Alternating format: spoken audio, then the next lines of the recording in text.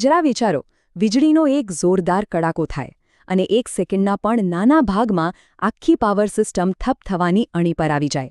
હોસ્પિટલોમાં અંધારું, ઘરોમાં શાંતિ અને ઉદ્યોગોના પૈડા થંભી જાય. તો સવાલ એ છે કે આટલી મોટી ઊર્જા સામે કોણ ઊભું છે? આ બહુ જ અગત્યનો સવાલ છે.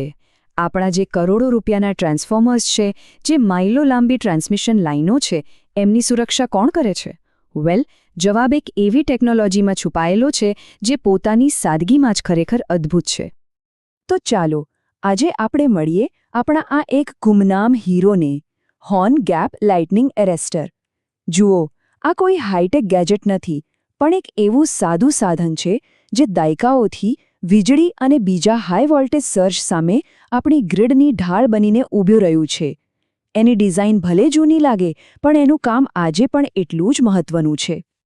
તો આ સાદા દેખાતા રક્ષકની અંદર એવું તે શું છે જેને આટલું અસરકારક બનાવે છે? એની તાકાત કોઈ કોમ્પ્લેક્સ સર્કિટમાં નથી, પણ એની એકદમ સરળ અને મજબૂત બનાવટમાં છે. ચાલો એને જરા નજીકથી જોઈએ અને સમજીએ. એની રચનામાં જુઓ તો મુખ્યત્વે 5 જ ભાગો છે. 2 શિંગડા જેવા દેખાતા હોર્ન ઇલેક્ટ્રોડ્સ, એની સાથે જોડાયેલો એક સિરીઝ રેઝિસ્ટન્સ, બંને હોર્ન વચ્ચેની હવાની જગ્યા એટલે કે આપણો સ્પાર્ક ગેપ, આખી સિસ્ટમને ટેકો આપવા માટે ઇન્સ્યુલેટર્સ અને છેલ્લે સૌથી અગત્યનું ગ્રાઉન્ડ કનેક્શન. દરેક ભાગનો પોતાનો એક ખાસ રોલ છે. આ જે હોર્ન જેવા ઇલેક્ટ્રોડ્સ છે ને, એ જ આખી સિસ્ટમનું હૃદય છે એમ કહી શકાય. એમનું જે આ ખાસ આકાર છે એ કંઈ ખાલી શોભા માટે નથી. એની પાછળ ભૌતિકશાસ્ત્રનો એક સરળ નિયમ કામ કરે છે કે ગરમ હવા હંમેશા ઉપર જાય. બસ આ જ જગ્યાએ વીજળીના ઝટકા સામેનું આખું નાટક ભજવાય છે. અને આ બંને હોર્ન વચ્ચે શું છે? હવા, જેને આપણે સ્પાર્ક ગેપ કહીએ છીએ. નોર્મલ કન્ડિશનમાં આ એક ઓપન સ્વિચ જેવું છે. જ્યાં સુધી બધું બરાબર ચાલે છે ત્યાં સુધી હવા કરંટને પસાર થવા દેતી નથી અને આપણી સિસ્ટમ સેફ રહે છે. એ બસ એકદમ શાંતિથી, સાવચેતીથી રાહ જુએ છે. અને હવે આવે છે સૌથી રસપ્રદ ભાગ. જ્યારે કોઈ હાઈ વોલ્ટેજ સર્જ આવે છે ત્યારે આ શાંતિથી બેઠેલું ડિવાઇસ 1 સેકન્ડના નાના અમથા ભાગમાં કેવી રીતે એક્શનમાં આવી જાય છે. આ આખી પ્રોસેસ ખૂબ જ ઝડપી અને નાટકીય છે. ચાલો જોઈએ. ઓકે, તો જેવો વીજળી જેવો કોઈ જંગી વોલ્ટેજ આવે છે, એ તરત જ સ્પાર્ક ગેપમાં રહેલી હવાની તાકાત તોડી નાખે છે. આટલો બધો વોલ્ટેજ હવાને એક ક્ષણ માટે કંડક્ટરમાં ફેરવી દે છે, જાણે કોઈ અદૃશ્ય તાર જોડાઈ ગયો હોય. અને તરત જ બંને હોર્ન વચ્ચે એક તેજસ્વી તણખો એટલે કે આર્ક બને છે. આ આર્ક એ વધારાના કરંટ માટે જમીનમાં ઉતરી જવાનો એક સેફ રસ્તો બની જાય છે અને આપણા મોંઘા સાધનો બચી જાય છે. પણ અસલી જાદુગરી તો હવે થાય છે. જેવો આર્ક બને, 2 વસ્તુઓ એકસાથે થાય. એક તો ગરમીને કારણે હવા ઉપર તરફ ધકેલાય છે અને બીજું કરંટને કારણે જે મેગ્નેટિક ફિલ્ડ બને છે એ પણ એને ઉપર તરફ ધક્કો મારે છે. હવે જેમ જેમ આર્ક ઉપર જાય છે તેમ તેમ હોર્ન પહોળા થતા જાય છે. એટલે આર્ક ખેંચાય છે, પાતળો પડે છે, ઠંડો થાય છે અને તૂટી જાય છે. બસ ખેલ ખતમ અને આખી સિસ્ટમ પાછી નોર્મલ થઈ જાય છે. પણ અહીં એક નાનકડી સમસ્યા છે.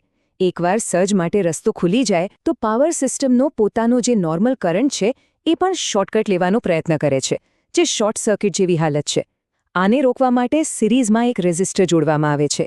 એ આ ફોલો કરંટને કંટ્રોલ કરે છે અને ખાતરી કરે છે કે આર્ક ઓલવાઈ જાય પછી બધું પાછું પહેલાં જેવું જ થઈ જાય. તો આ ટેકનોલોજી કેટલી સારી છે? જુઓ, દરેક ટેકનોલોજીની જેમ હોર્ન ગેપ એરેસ્ટરની પણ અમુક મજબૂત બાજુઓ છે અને અમુક સ્પષ્ટ મર્યાદાઓ પણ છે. ચાલો આપણે સિક્કાની બંને બાજુ જોઈએ. તો આમાં સારું શું છે? વેલ, એક તો એ સસ્તું છે, સરળ છે અને એને લગભગ કોઈ મેન્ટેનન્સની જરૂર નથી પડતી. અને સૌથી મોટો ફાયદો એ છે કે ઓટોમેટિકલી રીસેટ થઈ જાય છે. પણ એની એક નબળી કડી પણ છે. તે થોડું ધીમું છે.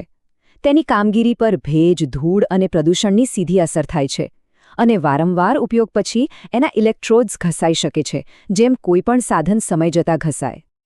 અને આ જ એની આજના સમયની સૌથી મોટી મર્યાદા છે. આજના જે એડવાન્સ્ડ ઇલેક્ટ્રોનિક્સ છે, જેમાં એકદમ ફાસ્ટ સ્વિચો વપરાય છે, એનાથી જે અત્યંત ઝડપી સર્જ બને છે, એની સામે આ એરેસ્ટર કંઈ રિએક્ટ કરે એ પહેલાં તો નુકસાન થઈ ચૂક્યું હોય છે. અને જ્યારે આપણે ધીમું કહીએ છીએ ત્યારે કેટલા ધીમાની વાત કરી રહ્યા છીએ? લગભગ 3 સેકન્ડ. વિચારો, જ્યાં મેટલ ઓક્સાઇડ વેરેસ્ટર જેવા આધુનિક એરેસ્ટર નેનોસેકન્ડમાં એટલે કે સેકન્ડના અબજમાં ભાગમાં રિએક્ટ કરે છે, ત્યાં 3 સેકન્ડ તો અનંતકાળ જેવી લાગે. આટલી ધીમી ગતિ આજના સંવેદનશીલ ઇલેક્ટ્રોનિક ઉપકરણો માટે જરાય પૂરતી નથી.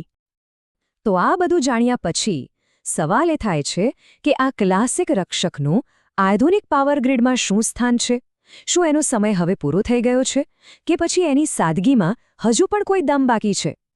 અંતે પ્રશ્ન એ જ રહે છે કે શું એક સરળ અને સસ્તી ડિઝાઇન આજની આટલી જટિલ અને ઝડપી પાવર સિસ્ટમની જરૂરિયાતો પૂરી કરી શકે છે? હોર્ન ગેપ એરેસ્ટર આપણને એક વાત યાદ અપાવે છે. એન્જિનિયરિંગમાં વાત હંમેશા સૌથી નવી ટેકનોલોજીની નથી હોતી, પણ સાચા કામ માટે સાચું સાધન પસંદ કરવાની હોય છે. બસ આ સાદગી અને જટિલતા વચ્ચેનું એક નાજુક સંતુલન શોધવાની વાત છે.